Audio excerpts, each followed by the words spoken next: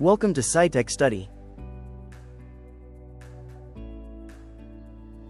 देखिए हम लोग ना इलेक्ट्रोमैग्नेटिक थ्योरी देखते हैं जो नेट के एग्जामिनेशन में या फिर चाहे जैम के एग्जामिनेशन में वो काफ़ी अच्छा वेटेज रखता है।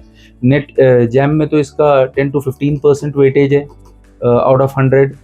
नेट में ये जो है 40 से 45 नंबर का ये एग्जाम में आता है, ठीक है ना। एक शॉर्ट कॉन्सेप्ट बताता हूँ, ज़रा सा ध्यान से देखिए आप गॉस लॉ के बारे में।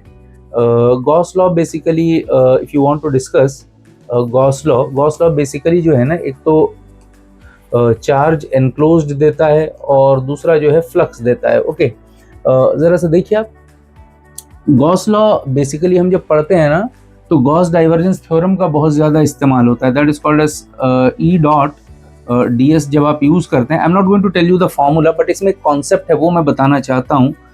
ई dot D S that is equal to del dot E D V. यहाँ पे वॉल्यूम का निशान भी लगा देते हैं। चलिए देखिए, ये दोनों तो वेक्टर क्वांटिटी है। I am not here to teach you formula, but what I want to tell you is, for example एक इलेक्ट्रिक फील्ड वेक्टर है या कोई वेक्टर है, यहाँ पर हम इलेक्ट्रिक फील्ड पढ़ते हैं, बाकी कोई सिंपली इसको समझ ले कि ये वेक्टर है।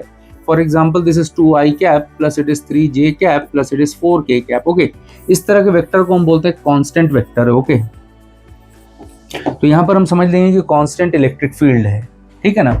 सरफेस भी कैसा है, सरफेस भी क्लोज है, तो हम ये वाला फार्मूला यूज कर लेते हैं।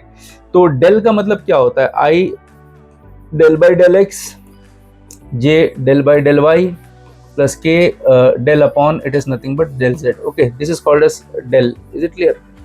देखिए, हमको इसको डॉट प्रोडक्ट करना है इलेक्ट्रिक फील्ड के साथ। ओके, तो डेल डॉट हम यहाँ पर लिखेंगे ई, तो यहाँ पर डॉट लगा देता हूँ और इलेक्ट्रिक फील्ड है 2i cap plus 3j cap plus it is nothing but 4k cap. Okay, तो जब हम i से i को मल्टीप्लाई करेंगे तो 1 हो जाएगा डेल बाई डेल एक्स, और यहाँ पर 2 हो जाएगा, j से j मल्टीप्लाई करेंगे तो 1 हो जाएगा डेल बाई डेल वाई, और यहाँ पर 3 हो जाएगा, k से k मल्टीप्लाई करोगे तो 1 हो जाएगा डेल बाई डेल z, और यहाँ पर 4 हो जाएगा। कांस्टेंट का डेरिवेटिव सारा 0 हो जाएगा।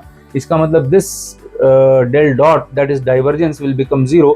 ये इंटीग्रेशन भी फाइनली 0 आ जाएगा। तो मेरे कहने का मतलब ये है कि अगर कोई क्लोज सरफेस है, ध्यान से देखिए, अगर कोई क्लोज सरफेस है और उसमें ये इलेक्ट्रिक फील्ड जो है ना ये कांस्टेंट है, दिखाई दे रहा है आपको। सबसे पहली बात, सरफेस क्लोज्ड है, जो वेक्टर है या फिर इलेक्ट्रिक फील्ड हम फिजिक्स की भाषा में बोलते हैं, और ये फील्ड कैसा है बताइए ज़रा सा, कांस्टेंट है। उस केस में जब फ्लक्स कैलकुलेट करेंगे तो हमेशा 0 आएगा। उम्मीद करता हूँ आपको समझ में आ गया। क्लियर? Thank you.